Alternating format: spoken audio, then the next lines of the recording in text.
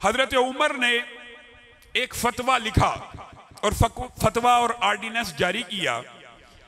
आपने कातिबों को कहा कि लिखो, उमर ये फतवा देता है अपनी फहम से, सोच से, बसीरत से, अकल से। फकीह आए थे कि नहीं, मुज्तहिद आए थे कि नहीं।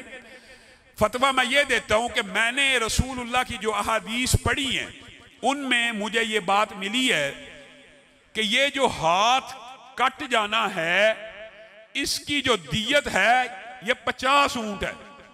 मैं उमर गौर फिक्र कर रहा हूं इन उंगलियों की कफियात के ऊपर, इनकी कुव्वत और ताकत के ऊपर। अंगूठा कुव्वत और ताकत में सबसे ज्यादा कवी है, अंगूठे में सबसे ज्यादा कुव्वत और ताकत होती है उंगलियों में। ये जो अंगूठा है अगर ये कट जाए, हाथ कट जाए तो दियत 50 ऊंट, सबको पता है। लेकिन अगर लड़ाई में सिर्फ अंगूठा कट जाए क्या किया जाएगा? मैं उमर ये फैसला करता हूं 15 ऊंट इसकी दियत मुकर्रर कर दी जाए।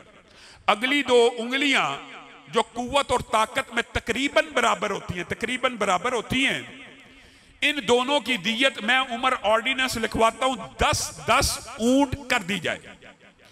अंगूठे के 15 ऊंट, साथ वाली दोनों उंगलियों के 10-10 ऊंट। अगली उंगली जो निस्बतन छोटी होती है और कुव्वत और ताकत में भी कमजोर होती है, इस उंगली को अगर लड़ाई झगड़े में कभी कट जाए इसकी दियत होगी 9 ऊंट।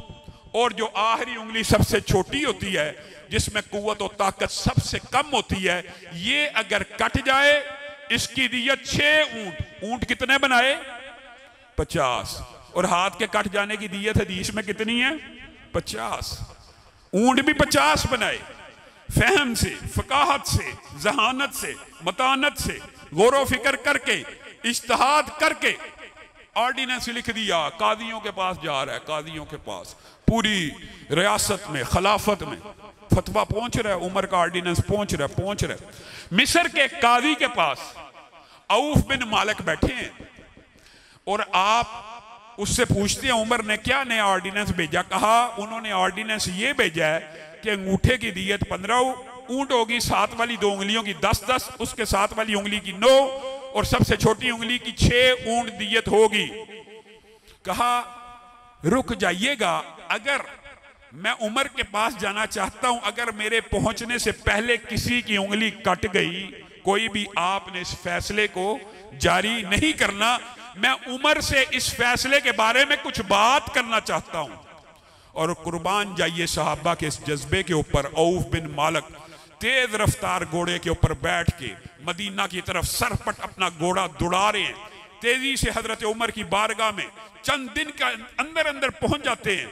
लंबी मुसाफत को दिनों में कवर करते हुए मदीना में पहुंचते हैं, हजरत उमर के पास पहुंचते हैं। ए उमर, आपने ऑर्डिनेंस जारी किया? जी हां।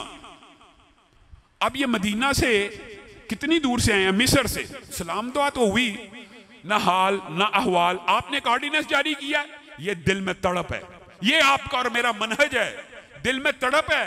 ए उमर, आपने एक फतवा जारी किया, ऑर्डिनेंस? जी हां जारी किया है। आपने जो फतवा जारी किया उसकी आपके पास क्या दलील है? ये मनहज है, जो फतवा आप जारी कर रहे हैं उसकी आपके पास क्या दलील है? अच्छा, तू जो इतनी दूर से आया, ना खाना ना पीना ना पूछना ना अहवाल, तू जो मेरे से बहस कर रहा है, मेरे फतवे के खिलाफ तू कुछ बात करना चाहता है, तो तेरे पास भी कोई दलील है? आप पहले बताइए, आपने ये फतवा किस दलील की रोशनी में दिया? मैंने एक हदीस सुनी थी कि हाथ के कटने की दियत 50 ऊंट है। मैंने उसको उंगलियों पे तकसीम किया अपने फहम और फरासत के साथ, अपने जहन के साथ। उमर, ये दलील नहीं बनती, आपके पास क्या दलील है? कहा मेरे पास दलील है, यही मदीना था, यही मदीना तो रसूल था। मैं रसूलुल्लाह सल्लल्लाहु अलैहि वसल्लम की बारगाह में बैठा हुआ था और रसूलुल्लाह सल्लल्लाहु अलैहि वसल्लम ने कहा था, अला अन्नल असाबिया फी दियतिन सवा, अला अन्नल असाबिया फी दियतिन सवा। उंगलियां कुव्वत और ताकत में बराबर नहीं हैं, लेकिन दियत में बराबर हैं। कुव्वत और ताकत में बराबर नहीं है, लेकिन दियत में बराबर है।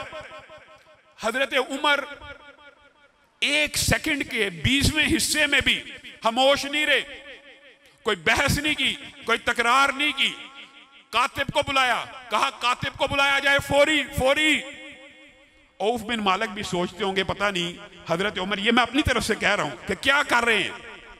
कहा उमर का फतवा पूरे का पूरा लिखो। कातिब को दोबारा वही फतवा जो उमर ने लिखवाया था लिख दिया। औफ बिन मालिक सोच रहे होंगे फिर अपना फतवा लिख रहे। कहा नीचे रसूलुल्लाह सल्लल्लाहु अलैहि वसल्लम की हदीस लिखो जो औफ बिन मालिक के जरिए हम तक पहुंची है। फतवे के नीचे औफ बिन मालिक के जरिए से पहुंचने वाली हदीस को लिख दिया।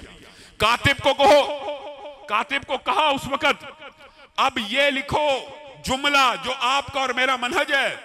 ऊपर उमर का फतवा लिखा हुआ है, नीचे रसूलुल्लाह की हदीस लिखी हुई है। अब उमर का आर्डर यह है कि रसूलुल्लाह की हदीस को नाफिज कर दिया जाए और उमर के फतवे को मुस्तरद कर दिया जाए। ये आपका और मेरा मनहज है। कितनी सीधी सुच्ची साफ सीधी दावत है।